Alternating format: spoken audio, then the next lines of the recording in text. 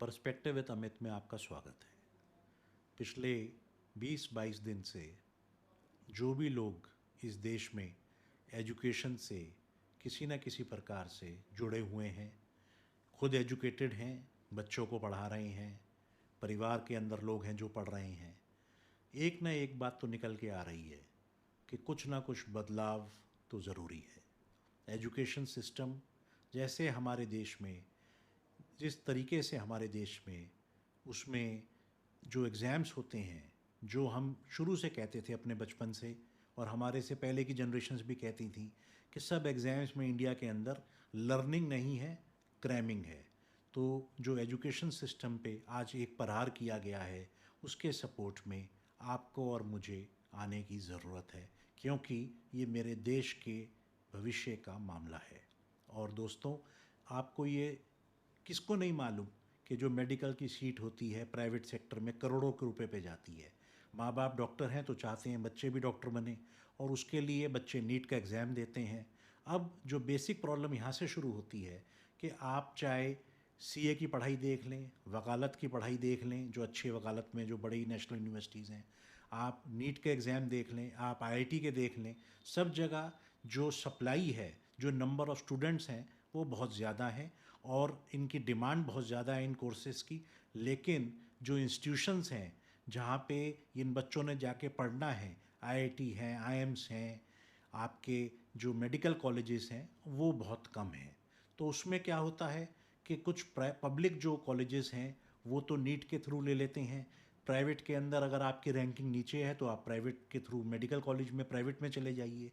लेकिन दोस्तों, एक बात अपनी जगह बिल्कुल सही चल रही है, वो ये है कि इस देश में जो रियल टैलेंट है वो भी कहीं ना कहीं वेस्ट होता है। रीज़न ये है कि रिज़र्वेशन बहुत है।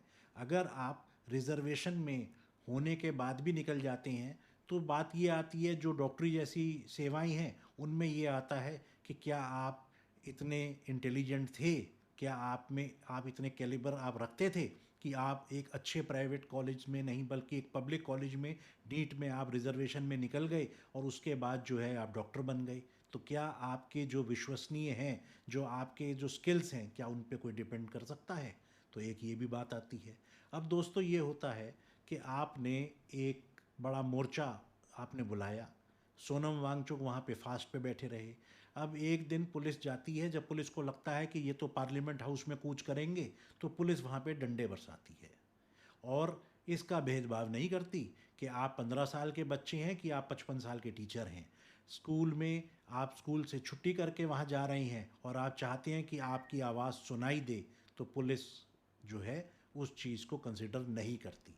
ये पहला प्रोटेस्ट है जहाँ पे कुछ पुलिस वाले जो खुद माँ बाप हैं वो भी कहते हैं कि हाँ, ये तो बात ठीक है कि मेरे जो एजुकेशन सिस्टम है उससे मेरा बच्चा प्रभावित है और मैं बच्चे के अपने फ्यूचर को लेके बहुत डाउट में हूँ। लेकिन वो वहाँ पे डंडे बरसाने से पीछे नहीं हटते, क्योंकि ये गवर्नमेंट का मामला है, होम मिनिस्ट्री का मामला है। क्या इतनी कुर्सी से चिपकना ज़रूरी हो गया? प्रधान साहब, धर्मेंद्र प्रधान जी, मैं आपसे पूछता हूँ कि बच्चे सड़कों पे आप उनको पैलेट्स मार रहे हैं, आप उन पे डंडे मार रहे हैं, मगर आप कुर्सी से हटना नहीं चाहते। अगर आपका कोई पक्ष है तो धर्मेंद्र प्रधान साहब, एक करिए ना, जोश लाइए अपने में, और एक क्यों नहीं आप अपनी प्रेस कॉन्फ्रेंस करते? क्या नहीं आप बताते कि आप एजुकेशन सिस्टम में क्या चेंज करना चाह रही हैं, क्या बदलाव करना चाह रही हैं? क्या नीट के अंदर वही 5-7 लोग जो अपने पकड़े गए हैं, वही नीट का पेपर लीक करने में वही अपना उन्हीं का ही योगदान था कि कोई एजुकेशन मिनिस्ट्री के अंदर से भी कोई इन्वॉल्व था?